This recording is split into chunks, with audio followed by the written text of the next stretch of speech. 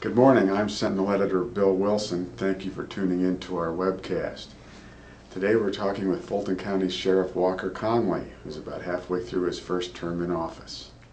As I recall, you did a hitch in the Air Force. What was your assignment in the Air Force? I was an aircraft mechanic on two-engine jets. I was working on the F-106s. It's an interceptor, fighter interceptor squadron out of Upper Peninsula, Michigan, K.I. Sawyer. How long were you in the Air Force? 4 years. And then weren't you a sheriff's reserve deputy before you went full-time? Yes, I was. I started in September of '86 as a reserve, and then I was hired on full-time October of 1989. So how long have you been you've been full-time since '89? Yes. Okay. One of your first objectives was to move the administrative offices to the old post office where we are now to make room for the jail. Has that worked out as well as you had hoped? Are you satisfied?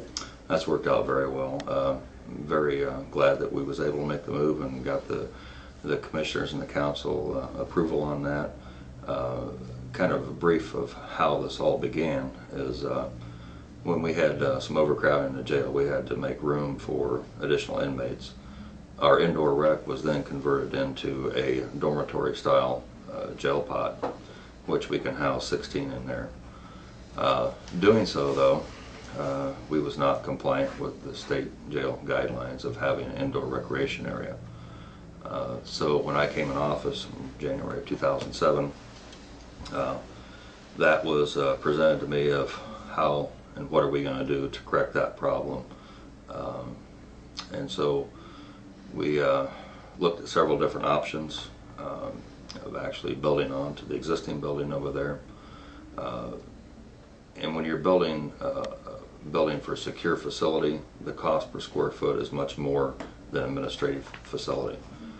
So I eyed this for quite a while, even before becoming sheriff, thinking that this would be an ideal place for administrative and 911 dispatch.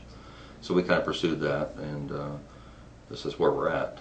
We moved from 1,700 square feet to 7,000. So it's been a great move. We have ample room. It's a wonderful building, solid building, and it's so close to the jail. And that's the proximity to the jail to me as the sheriff. I need to be over there a lot, so this is a great fix. That jail was built, I believe, for 34 inmates. How many do you have? 35. 35. Well, we've double bunked, which we've taken the 4-man cells and made them an 8-man cell. We've made the 6-man cells into 12-man cells by adding extra bunks. We can legally house 65. Once we have our indoor rec problem taken care of, and we have indoor rec, then the state will credit us. Then we will be able to be credited for 82. And how many are in there now? 77. Could you describe 2 of your most intense moments as a law enforcement officer? Well, I believe the first one was probably the first fatality that I had to work as accident fatality. Person was 4 years old. My daughter was 4 years old at the time. That was one of the most, I guess if you want to call it, intense.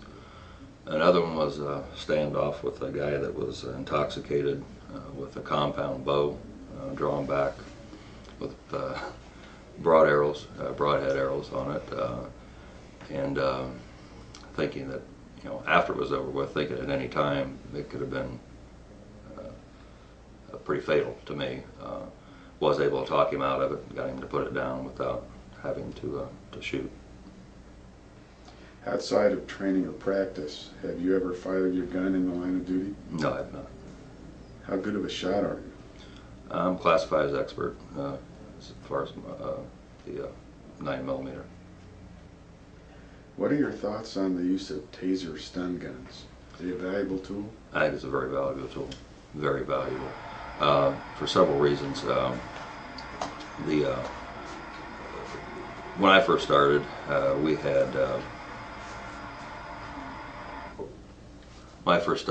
had batons, or they call them ASP, which would be a collapsible baton, and the PR-24s. They're like batons, ball bats, whatever. That's the only thing we had for controlling inmates or suspects. Then we went to the pepper spray. The OCS pepper spray does control the person too, but then you have cross-contamination where you get it on yourself.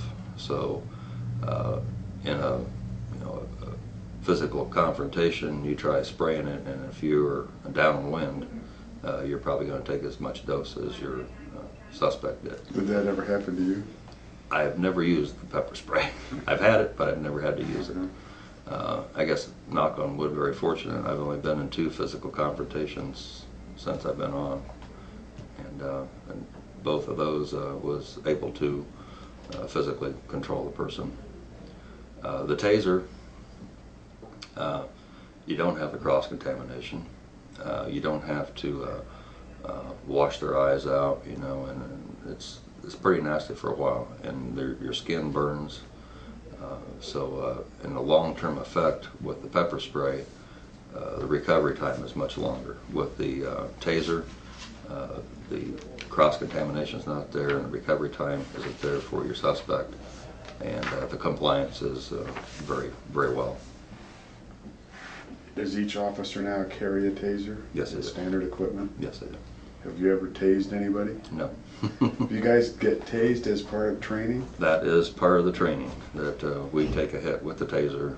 What's it like to get tased? It's, if you can imagine getting shocked by an electric fence and just keep holding on to the electric fence, that's about what it's like. I got a lot of respect for that little thing. Well, let's break for part 2 now. Okay.